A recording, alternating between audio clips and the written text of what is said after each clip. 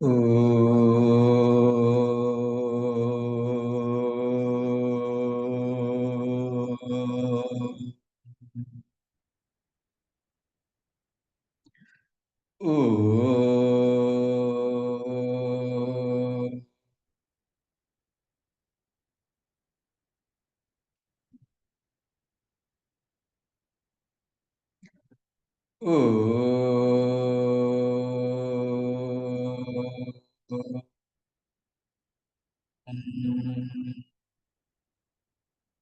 Om Shri Ganeshaya Namaha. Om Shri Saraswatyai Namaha. Om Shri Gurubhyo Namaha.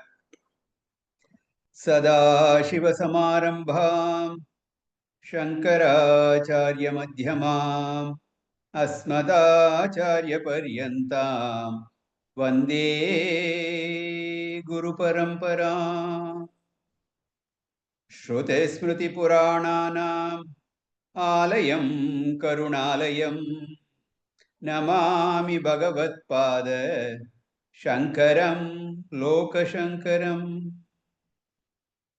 Samasta Janakalyane Niratam Karunamayam Namami Chinmayam Devam Sadgurum Brahmavidvaram Sadgurum Brahmavidvaram Om Partaya Pratibodhitam Bhagavata Narayanena Swayam Vyasena Graditam Purana Munina Madhye Mahabharatam Advaitamritavarshiniim Bhagavatim Ashtadashadyayiniim Amba Tvam Anusandadhami Bhagavad Gite Bhavatveshini Yam Brahma Varunendra Rudra Marutah Stunvanti Devyaistavaihi Vedai Sangapadakramopanishadaihi Gayanti Yam Samagah Dhyanavastita Tadgatena Manasa Pashyanti Yam Yogino Yasyantam na vidusura suraganah Devaya tasmai namah Devaya tasmai namah Hari Om. Bhagavan Sri Krishna summarized the entire Vedic teaching starting from the 11th verse and up to the 53rd verse. The entire Vedic teaching has been summarized, and thereby he concluded his teachings. He then paused to let Arjuna ask any question that he may have. And Arjuna asked a brilliant question, and his question relates to Sthita Prajna Lakshanani, the characteristics of a wise man, the one that who has gained this Atma Jnanam. Atma Vidya, Brahma Vidya, Atma Jnanam is a sum and substance of the entire Vedic teaching. And this enlightened master has gained that, he is established in that. And what are his lakshanas, characteristics? How does he behave? So that was Arjuna's question. And Bhagavan began to answer his question, and it goes all the way to the end of the chapter. And we had seen in the 55th verse, he spoke about Nishkamata, absence of any desires, and Atma Santushti, being content in the self. So these two characteristics were pointed out. And then in the 56th verse, he talked about equanimity of mind, balanced mind, equipoise, taking all pairs of opposites the same way. And thereby the consequence of that is freedom, freedom from any kind of attachment. It's going to be free from fear, anger, vitaraga, bhaya, krodha. So these are the hallmarks of sthita prajna, this enlightened master. Now he continues. Verse 57, let us read.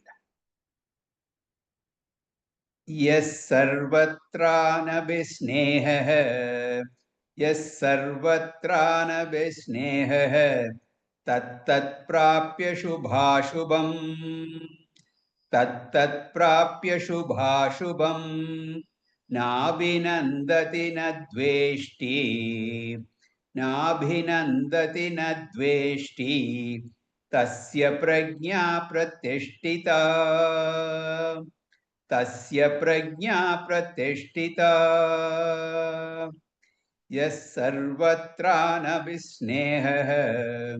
तत्तत्प्राप्य शुभाशुभम् नाभिनन्दति न द्वेष्टि तस्य प्रज्ञा प्रतिष्ठिता.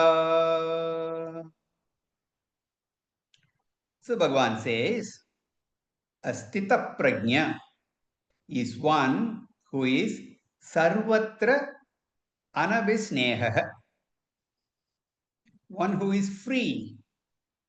He is not hooked on to anything, any object, any situation, circumstance, or any person.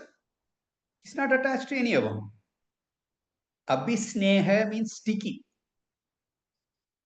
An ignorant man holds on to everything. He clings to people. He clings to objects, attached to places, and he wants the right setup. So this kind of an attachment is there. So many things we can think of what we get attached to. For example, take your own body. Body is there. You should keep it healthy. No doubt. Body has to be in good shape. And whatever you need to do for that, you have to do. But then there are people who spend so much time and effort on their bodies, pampering the body. That's too much. Live in the body, take care of it. Don't get attached to it. One little blemish, spot here, a wrinkle there, they get all bent out of shape. Yes, the body is very much required. It is meant for the realization of truth. No question about it. So it has to be in good shape. And further, this body is meant for what? Paropakaram idam shariram. This body is meant to serve others. So if you're totally attached to that body, all these purposes cannot be fulfilled. And of course, this attachment doesn't stop with the body. So many other things, people, places, situations, experiences, and so on. A jnani, on the other hand, he moves with people. He loves everyone. He enjoys the company of all. At the same time, he did not get stuck. He does not get stuck to anyone or to anything or to any place or any situation. This kind of mental freedom, psychological freedom is called anavisnehatvam, emotional independence. Then tat tat prapya shubha shubham. Of course, the jnani also will face favorable situations and also adversities. The going will always not be good for him. He will be run into some challenging situations. No question about it. We already discussed this point in the previous verse. He may not acquire new karmas, no more agami karma, because he's not a karta anymore. He's identified with Atma, which does not do any action. So he's not a karta, there will not be any karma. But still, he will face difficult situations. Because prarabdha karma that already started before, prior to realization, they have not been exhausted. So most likely, he will face difficult situations. He may get sick. Body, after all, it's dharma. It'll grow old, it'll get sick.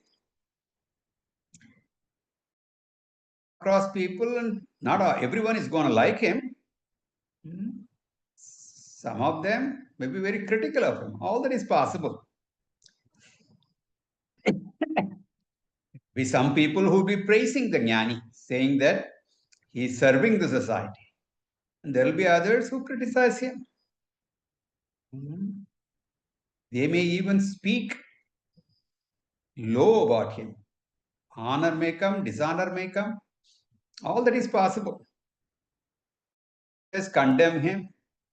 This jnani, he's good for nothing. He's a burden to society. He's not producing anything. So such kind of criticism may also be there. He may be healthy or sick. So Bhagavan calls all this Shubha, favorable, and Ashubha, unfavorable. When all these come to him, his attitude is what? Nabhinandati. He is not carried away by the favorable situations. When the going is good, he doesn't get all excited about it. Shubham prapya na abhinandati. Good experiences he gets, he's not elated, not overly joyed, not ecstatic. Then again, ashubham prapya na dveshti. Nor is he taken down by adverse situations. In Atma Bodha and Viveka Chudamani, it is said, asaktaha vayuvat, like the breeze. Charet, he moves about. Asaktaha, not attached at all, unattached. Like the wind, he just moves around. The breeze, the wind blows, goes everywhere. But it doesn't get attached to anything or any place. Keeps moving. And in so doing, it also freshens up, purifies the place. You all know when you've gone away for an extended period of time, say a month, and you had kept your house locked, all rooms are closed, there's no airflow. So when you come into the house, boy oh boy, you need to let all the windows open, doors open, get some fresh air, and that will freshen it up. So the wind, the breeze is able to take care of that. Air is able to take care of that. In the same way, as the jnani moves around, wherever he goes, he does so unattached to that place. And in that process, he purifies that place, purifies the mind of people there and everything. This is samatvam that was mentioned before. This verse is almost a repetition of the previous verse.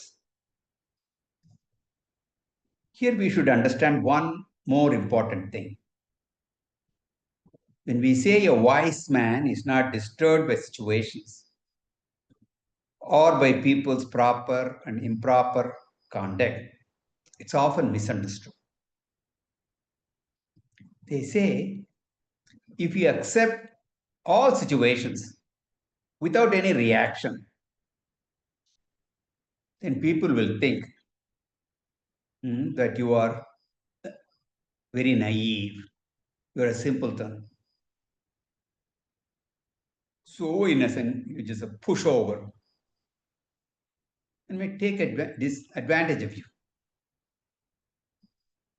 They may treat you like a doormat, exploit you.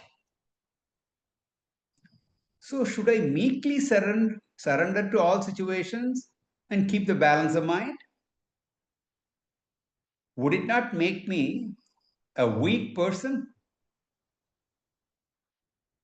Previously, before getting realization, I reacted to situations. Somebody misbehaved, I would stop that. If I'm not going to react, they will say, they will think, I am a pushover. So Vedanta does not say you should meekly surrender to all unfavorable situations or improper behavior.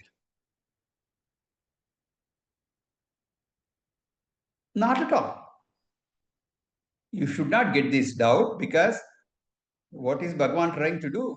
He is asking Arjuna to fight this war, not take it lying down. You got to fight this righteous war, Dharma Yuddha it is. That has been the primary message he has been telling Arjuna. So Vedanta does not tell you to accept, should not misunderstand this idea of equanimity of mind and taking adverse situations without complaining. Therefore, what does it say? We should very clearly understand for any situation, there can be three types of responses. One response is impulsive reaction. You act impulsively. You don't think. There is no time interval between the incidents and your reaction. You're not deliberate in your reaction. You've not thought over it. It doesn't come into play at all. It's all emotional. Only the mind. Some emotion and you act it out. Its reaction, it's a knee-jerk reaction, as they say. That is one type of response. You just act it out right away without thinking. The second type of response is meekly surrender. You don't fight at all. You don't respond at all. Whatever abuse the other person meets out to you, you take no action to remedy the situation. That's also not very smart. So generally, we just swing between these two extremes. If you are powerful, mighty than the other person, whatever position. It may be just muscle strength or power in terms of your position, etc. Then you would respond immediately without thinking, just, pull your weight. If on the other hand, you are weak physically or situation wise, you will just swallow your pride and do nothing. This is what happens. One is impulsive reaction, where thought is not involved. The other is unintelligent inaction, born out of weakness. In Vedanta says, both are equally bad. Neither one is good. Impulsive reaction is bad because it will affect me. Any reaction will disturb my mind. If I continue that mental disturbance for a long time, it creates a stress in me. It may even affect me physically. All that is possible. Impulsive reaction is like, powerful drugs. For example, the chemo that they give for cancer. Yes, it can destroy the cancerous cells and also destroy some good cells around. So much of side effects, strong side effects are there. Some people think that kind of an impulsive reaction is a strength, but it's not necessarily so. It's really a weakness. And on the other hand, a weak surrender without any reaction, just swallowing the pride, just suffer the injustice that is meted out to you. Nowhere in the scriptures it said that you should do that. That also will have negative consequences. You get all that emotion bottled up, and one day it will erupt. So neither of these two extremes are proper. Then what does Shastra say? Avoid impulsive reaction. Avoid unintelligent inaction, but take to intelligent action. Give sufficient time, sufficient thought. Study the situation, evaluate the situation. Figure out if there is a remedy or not. Can something be done in the situation? Can it be changed? There are some choices. Evaluate what the choices are, and then after deliberation, you take the appropriate action. If it's a choiceless situation, you looked up all the options and there is nothing you can do. So strengthen your mind to face the situation.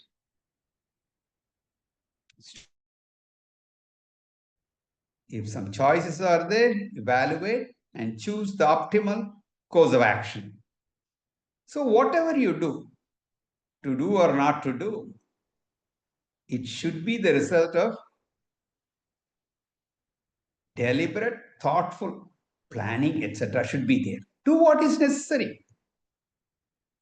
Doing nothing is also one of those options.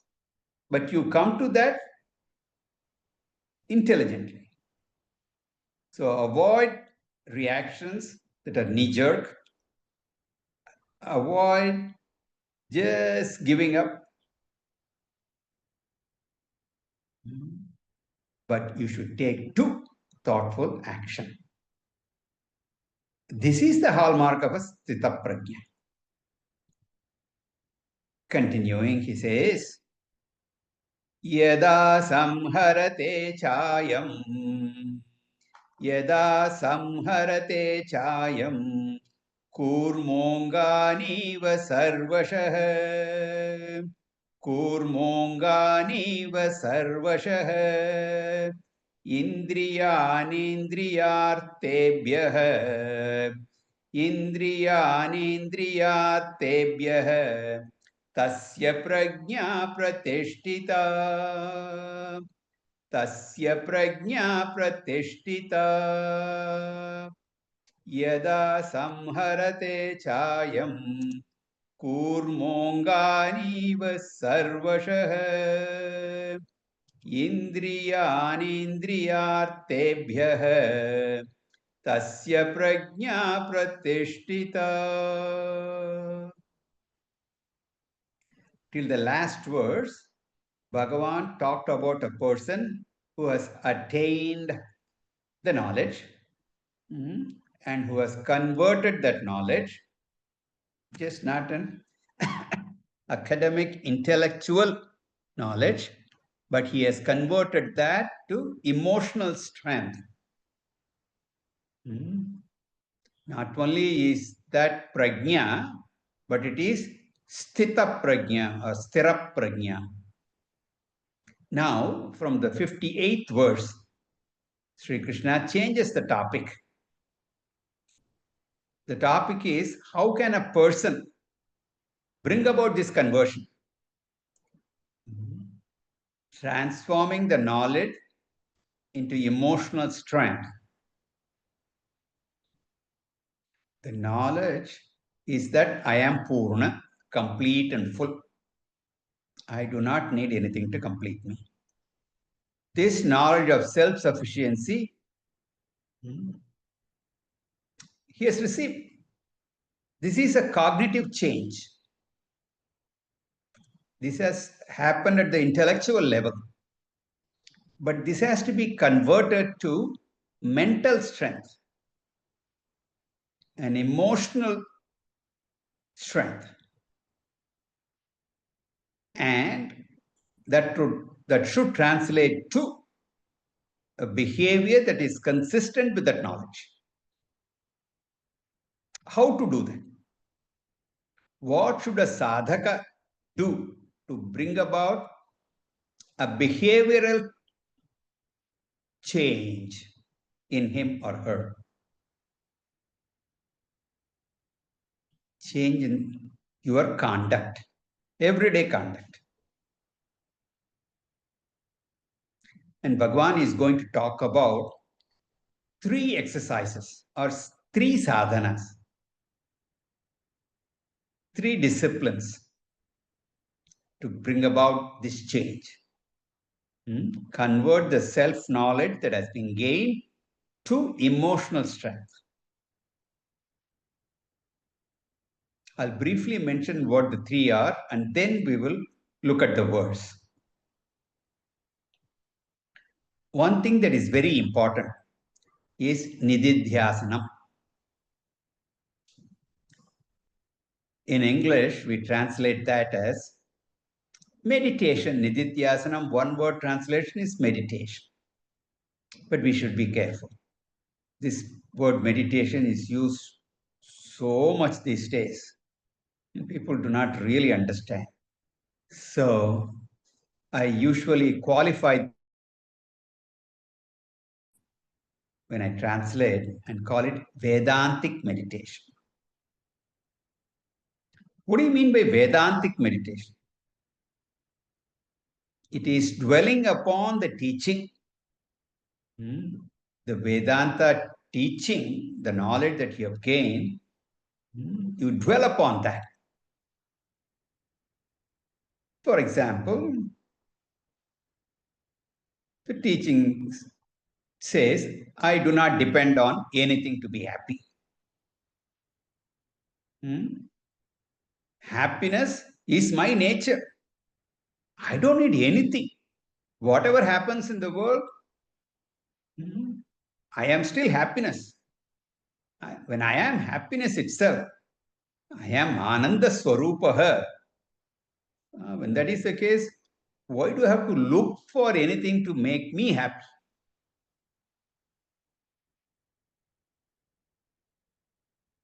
That's what we have studied. We've understood. But when I go out into the world, I don't behave consistent with that knowledge I've acquired. So to bring about that change, I have to see that part of the teaching again and again. Aham Brahma Asmi. Aham Purnaha Asmi. I am Brahman. I am full. Aham Shuddha Asmi. I am extremely pure. I am Nitya Asmi. I am eternal. I am not a mere mortal. Aham Atma Asmi. I am that Satchit Ananda Atma. That's what I am.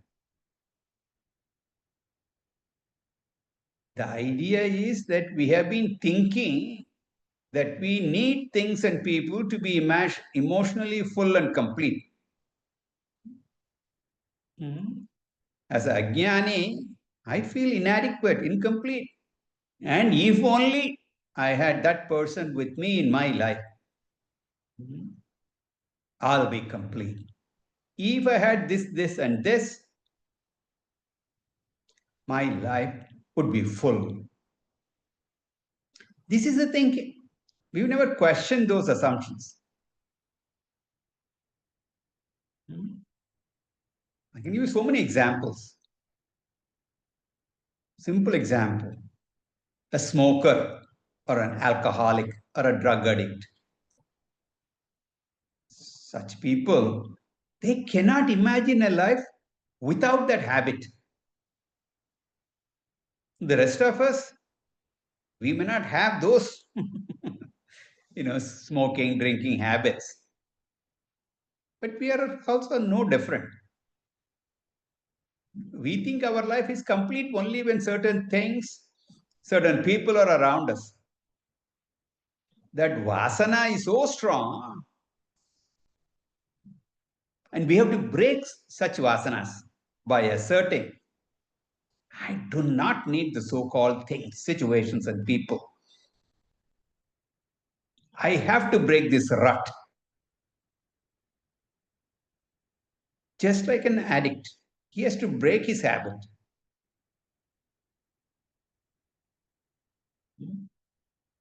They have to go through the detox program. We have to detox ourselves also. I have to assert that I'll be just fine without anything.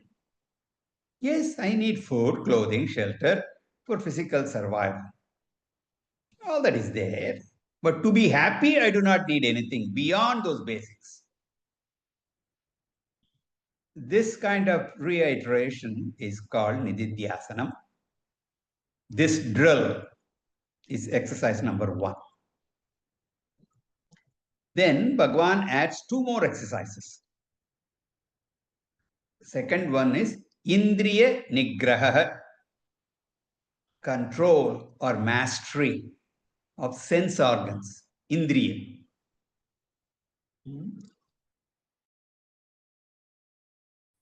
Regulation of sense organs, if you will. Until that knowledge becomes steady, sthira, and until you get established sthita in that knowledge, we should make sure that we don't go through violent emotions. Any violent emotion is detrimental to assimilation of that knowledge. Until the knowledge takes root, it has to be protected like a tender plant. When a sapling is planted, it's not that strong. It has to be protected until it becomes a sturdy plant and eventually goes on to grow into a strong tree. Once the plant has become a tree, you can even tie an elephant to it. and the elephant cannot uproot the tree. Unless and until the knowledge has become steady, you should not entertain violent emotions. All these emotions come through the five sense organs only, because the world enters into through my five senses. I see things, I hear things, I touch, taste, smell things. That is how everything gets into my mind. It's the world in the form of these five sense objects. Shabda, Sparsha, Rupa, Rasa, Gandha. And they get crashed into the mind. Any of these five sense objects can disturb my mind. I should use my viveka, discrimination. And wherever the world can disturb the mind, avoid such things. Whatever be it, a smell, sound, touch, taste, whatever it is. This is called Indriya Nigraha, sense control.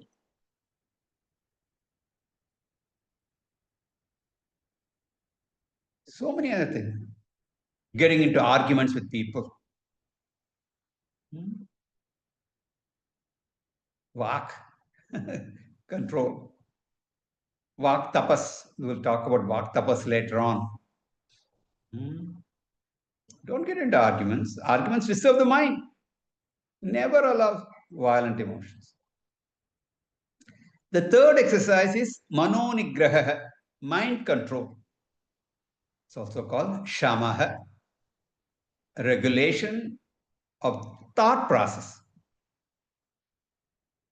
See, quite often, even in the absence of sense objects, objects are not there. People are not there. Situations are not there. But your mind can think about them. The objects being there and you reacting to those objects, situations, people, etc. That is one thing. But even when they are not, mentally also, you can be thinking about such thoughts over and over again lead to serious emotional problems. So I have to control my thoughts also. I should not let it build up.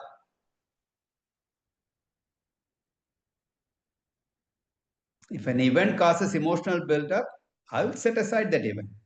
After 1 or 2 months, when I have sanity, if I want to learn from that event without emotional disturbance, I bring it back and study and learn a valid lesson from it. This kind of an approach, controlling the mind, getting mastery over that, is called Mano Nigraha.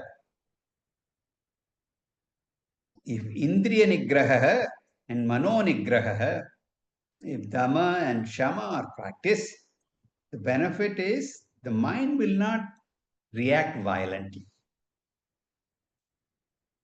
And any transformation, any change from the intellectual understanding to emotional strength, that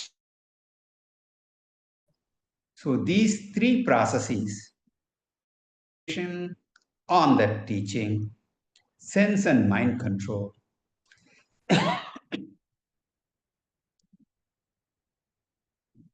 all these three things are necessary, and that is what Bhagwan is going to be talking about.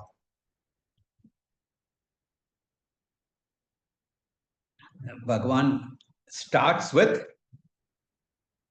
sense control first in verses 58 to 61. So this is for one who has prajna, the knowledge, but has not become a sthita prajna. He has not gotten established in that knowledge. And he gives an example for the sensory regulation. A tortoise can easily be killed because it does not have any built-in weapon. Tortoise or turtle Other animals have horns, sharp nails, teeth, but the poor tortoise, it doesn't have any of that. Its hands and legs, very soft. But one thing that it does have is a hard and thick shell. And what it does very intelligently, the moment it sees the slightest danger, it will withdraw its forelegs. And the head also, all of them go into that hard shell. The 5 limbs, the 5 things that were outside sticking out of the shell, they are withdrawn into the shell. The 5 limbs represent our 5 senses. And they are withdrawn as long as the danger persists. When the threat ceases, the tortoise puts out the legs and sticks the head out and continues its slow and steady journey.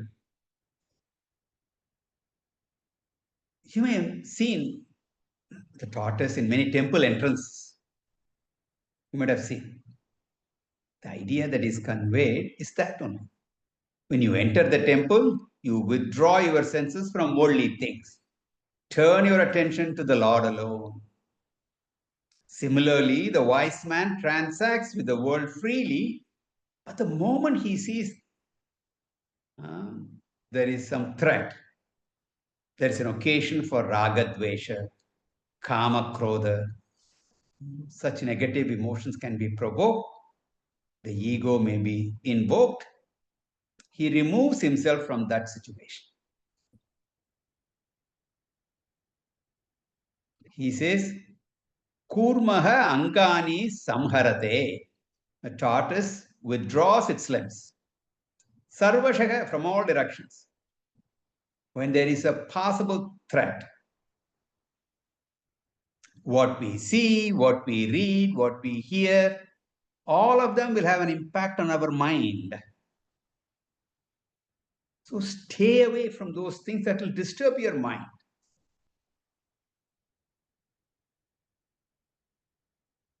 Think about what movies you watch, what TV shows, violent, vulgar kind of things, they will all disturb your mind. Should withdraw your mind from that. Music also. Divine music is there, then vulgar, absolutely, the meaning and all that. They're also there. You have to stay away from all that. You should withdraw. Shouldn't be seeing such junk. Shouldn't be hearing such trash. Just like how the tortoise, Indriyani, Indriyatebhyaha, withdraw the sense organs from the sense objects that will threaten the calmness of your mind. You may remember in Ramayana how Vali gains half the strength of anyone who faced him. That is symbolic of this only. When the sense objects are in front of your sense organs, okay, those sense objects take half your strength. They suck your strength. So do not let that happen. Maintain sense control. The one who does so, tasya prajna pratishtita. Such a person's knowledge becomes firm. He becomes a sthira prajna or sthita prajna. Damaha, sense control, comes shamaha in the next verse. Verse 59. Vishaya vinivartante. Vishaya vinivartante. निराहारस्य देहिनः निराहारस्य देहिनः रसवर्जं रसोप्यस्य परं दृष्ट्वा निवर्तते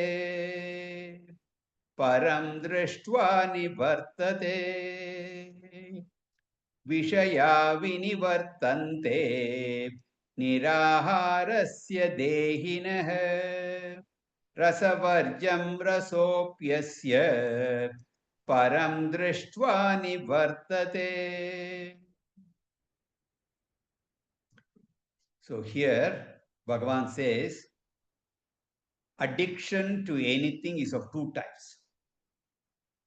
One is the sensory addiction. The other is mental addiction. A mental addiction is deeper than the sensory addiction. Even if a person gives up sensorily, sensor addiction, the mental addiction lingers on. Smokers and alcoholics do not quit those habits just once. They have to do it several times before they finally quit. So Sri Krishna says that even after removing the sensory addiction, after you have removed yourself from the sense objects, you have to be careful because the mind has that weakness. Anytime you are liable to get back to the old habit because mentally it has that rasa has not gone. So he says, Vishaya vinivartante. The sense objects may remain away. Vishaya, it's not there.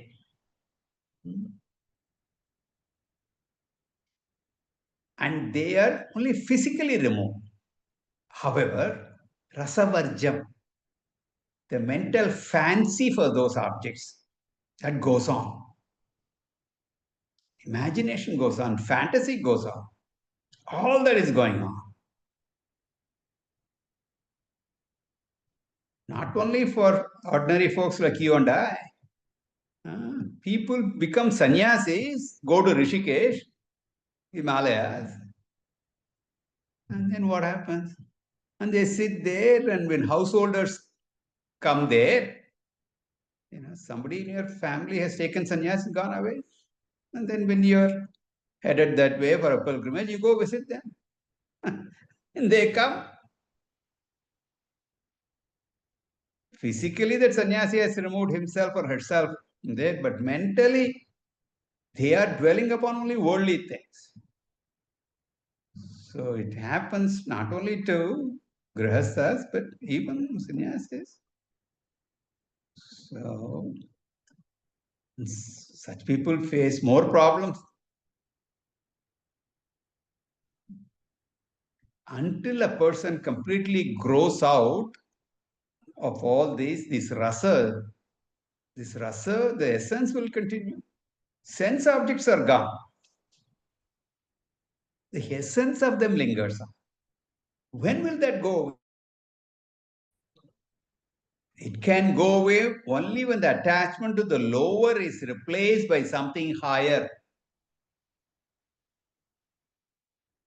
For example, to get a monkey to give up your eyeglasses which it has snatched. So you have to show monkey a banana. The monkey likes the banana more. So it drops your glasses to grab that banana. Our mind is a monkey only. So you have to show it something higher. So he says, Asya rasaha api nivartate. Even this craving for sense pleasures will go away when it is replaced by when the mental vacuum is filled with spiritual bliss, a superior joy. The scriptures give such happiness. People sometimes sympathize with the sannyasi. Poor fellow, he has left everything. They think enjoyment comes only from worldly things. The happiness that a sannyasi gets from the scriptures is much more. Until that is discovered, the yearning will continue. So, param drishtva, param means the supreme, the self-knowledge. Once you gain that, and when it is well assimilated, that jnani gets such a joy that the worldly pleasures pale in comparison. Earlier also, we had seen the example. When a lake is full of water, why would you go to fetch water in a well or a small pond? Similarly, param drishtva, after you have discovered the happiness in yourself, rasaha api nivartate. The craving also is gone. Do not think or misunderstand. He is or should not be happy in worldly situation. A jnani will display joy and happiness when you share a joyous occasion, say like a wedding or a birth of a child. Go to the jnani and you share that piece of good news. He'll be happy. Similarly, if you share some difficulties, he will sympathize with you. The point is, unless and until one has the glimpse or the experience of the blissful self, sense control will not be perfect. So we have to work on that. Okay. So we will do some more work next week, next class. Now we will stop for today. Om Purnamada Purnamidam Purnat Purnamudachyate Purnasya Purnamadaya Purnamevavashishyate. Om Shanti Shanti Shanti. Harihi Om. Shri Gurubhyo Namaha. Harihi Om.